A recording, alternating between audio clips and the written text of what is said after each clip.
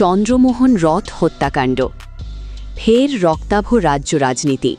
বিরোধী দলনেতা শুভেন্দু অধিকারীর আপ্তসহায়ক চন্দ্রমোহন রথকে পয়েন্ট ব্ল্যাঙ্ক রেঞ্জ থেকে গুলি করে খুনের ঘটনায় চাঞ্চল্য ছড়িয়েছে এলাকায়।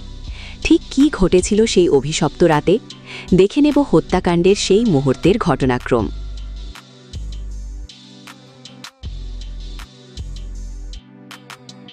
ছিল অন্যদিনের মতোই সাধারণ। কলকাতা থেকে কাজ সেরে মধ্যমগ্রামের ফ্ল্যাটে ফিরছিলেন চন্দ্রমোহন রথ। ঘড়িতে তখন রাত প্রায় 10টা। গাড়ি চালাচ্ছিলেন তার চালক, আর পাশের আসনেই বসেছিলেন চন্দ্রমোহন বাবু।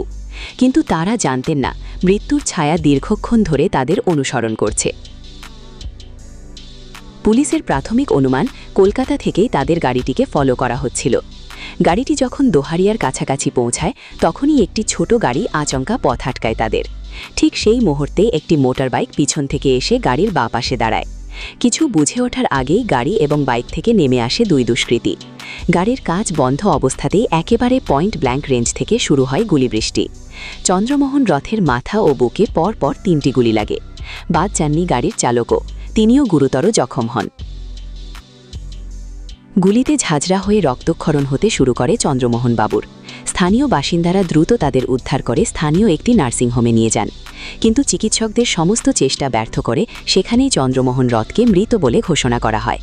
অন্যদিকে চালকের অবস্থা অত্যন্ত আশঙ্কাজনক হওয়ায় তাকে তড়িঘড়ি হাসপাতালে ভর্তি করা হয়েছে। বর্তমানে তিনি সেখানে চিকিৎসাধীন। কারা এই ঘটনার নেপথ্যে? কেনই বা টার্গেট করা হলো বিরোধী দলনেতার এই ঘনিষ্ঠ সহযোগীকে? গোটা ঘটনার তদন্ত শুরু করেছে পুলিশ। সিসিটিভি ফুটেজ খতিয়ে দেখে দুষ্কৃতীদের খোঁজে তল্লাশি চালাচ্ছে প্রশাসন।